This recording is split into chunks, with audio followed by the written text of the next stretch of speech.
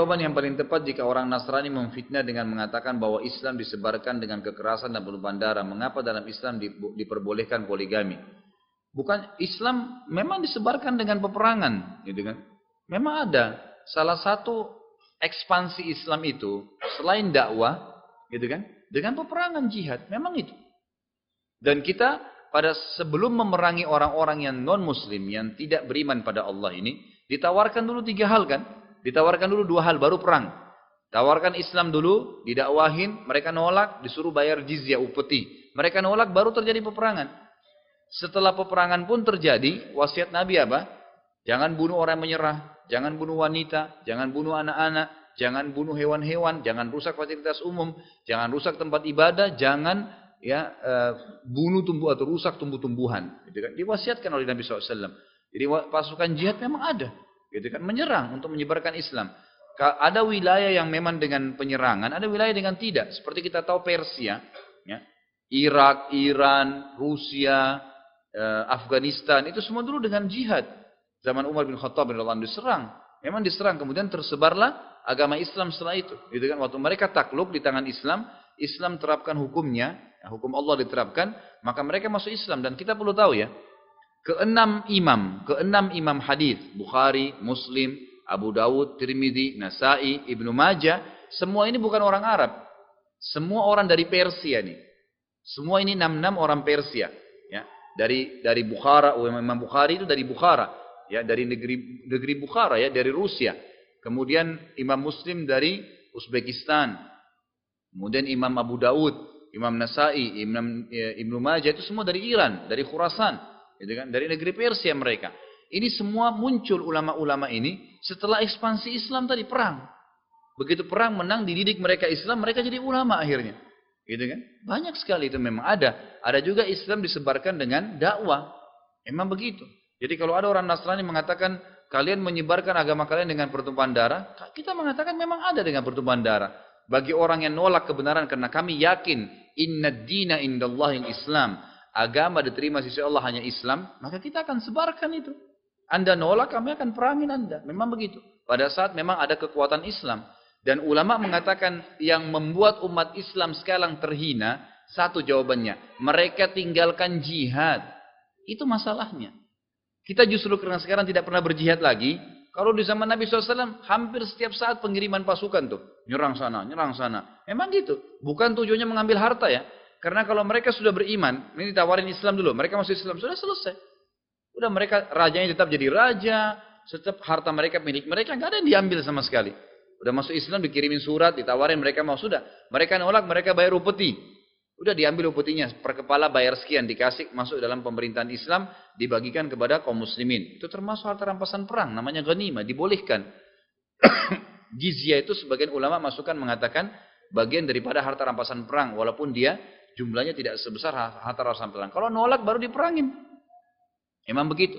Kata Nabi SAW, akan tiba saat nanti di mana kalian akan dikeroyokin oleh umat-umat selain kalian seperti al-akalah. Al-akalah itu serangga kecil yang manggil teman-temannya mengurumuni satu makanan. Sebagian ulama mengatakan makna daripada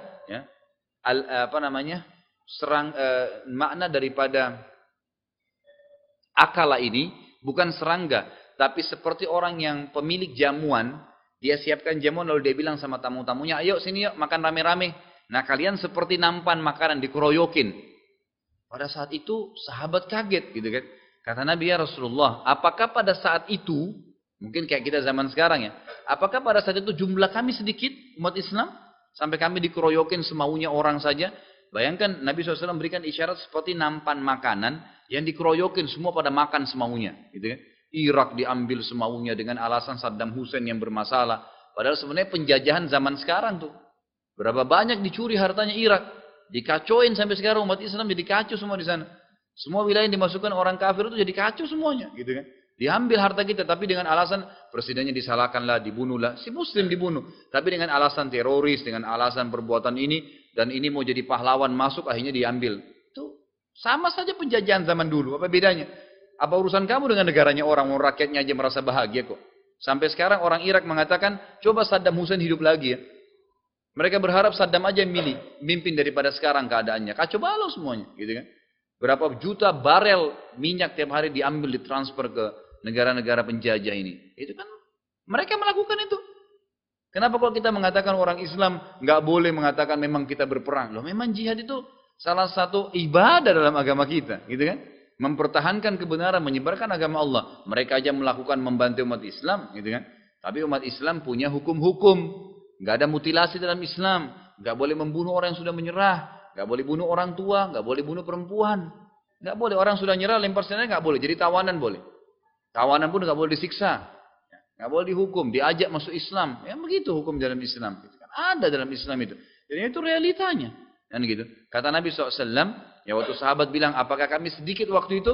Kata Nabi SAW, tidak. Kalian banyak. Bahkan mengalahkan jumlahnya orang-orang yang mengerumuni kalian itu. Lebih banyak. Umat Islam sekarang mendekati 3 miliar. Dari 7,3 miliar jumlah manusia. Kita ini hampir setengahnya. Seluruh dunia sekarang. Gitu kan? Kalian banyak. Tapi kalian seperti buih di lautan. Lalu para sahabat waktu itu bingung. Apa sebabnya? Karena zaman dulu saja di zaman Nabi sahabat jumlahnya sedikit. Tidak pernah kalah. Bahkan kata Nabi SAW apa? Umat tuh kalau bersatu 12.000 orang. Tidak akan pernah terkalahkan. 12.000. Ini hadis sahih riwayat Abu Daud. Gitu kan? Sekarang jumlah umat Islam di Indonesia ini. Kalau kita hitung 85% saja. Dari 280 juta atau 300 juta. Berapa jumlahnya? Berlipat ganda dari 12.000 itu. Kata Nabi kalau berkumpul 12.000 umatku menjadi pasukan atau prajurit perang. Itu tidak akan terkalahkan. Itu jelas dibahasakan. Gitu kan? Jadi umat Islam sekarang dinabobokkan supaya tidak berperang. Sedikit mau ribut masalah perang, oh teroris, oh gini. Padahal mereka sendiri berbuat teroris. Orang Yahudi enaknya bantai tiap hari umat Islam di Palestina itu bukan terorisme. Bunuh tiap hari perempuan diperkosa, dibunuh semaunya. Terus dikatakan tidak apa-apa. Terus umat Islam nggak boleh jihad, nggak boleh tumpahin darah orang kafir. Subhanallah. Mana keadilan nih? Dan sampai kapan kita ninabobok seperti ini gitu kan? Nggak boleh memang. Lalu kata Nabi SAW pada saat itu, kalian tertimpa penyakit wahan. Kata Nabi, kata para sahabat, ya Rasulullah, apa itu wahan? Karena ini masalahnya nih wahan nih. Ini yang membuat kita terhina pada saat itu dan dikerumuni oleh orang-orang lain. Kata Nabi SAW, 2 riwayat.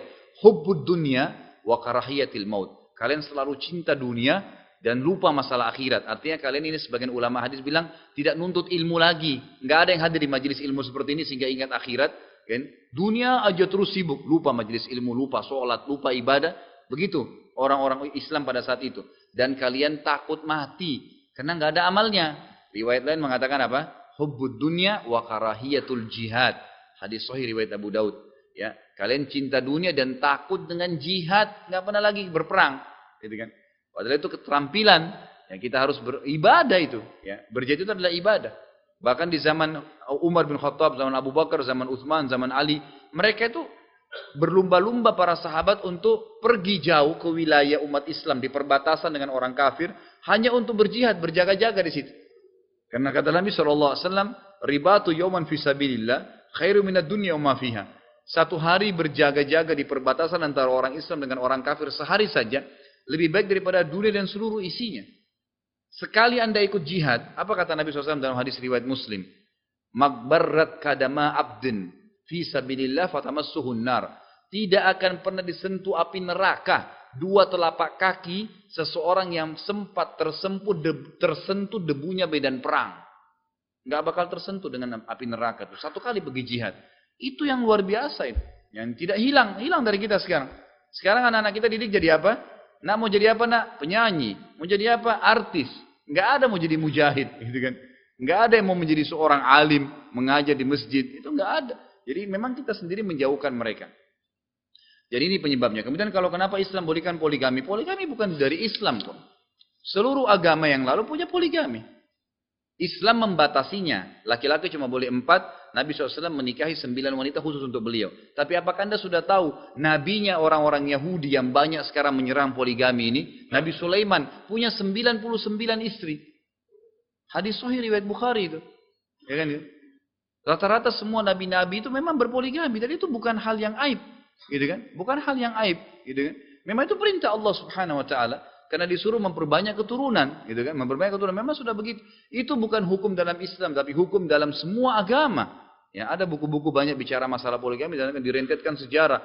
Hampir semua nabi itu memiliki memang 2 orang istri, 3 orang istri itu sudah biasa. Raja-raja memiliki sekian banyak istri. Itu kan memang sudah begitu. Ya, memang sudah begitu hukum sunnatullah Allah ciptakan. Siapa yang berani membantah hadis Nabi SAW yang menceritakan setiap orang muslim, kalau orang mukmin masuk surga, punya minimal 2 orang istri dari bidadari. Itu hadis. Sahih riwayat Bukhari. Orang terima atau tidak terima hadis Nabi yang menjelaskan di surga karena berpoligami laki-laki. Memang sudah begitu hukumnya Allah Subhanahu wa taala. Gitu kan? Jadi memang kita yang harus membuka diri belajar. Kenapa agama bolehkan? Ya, kenapa saya belum bisa? Kenapa saya belum mau belajar? Ya, jangan spontan menolak gitu kan. Akhirnya kita menganggap remeh agama Allah Subhanahu wa taala.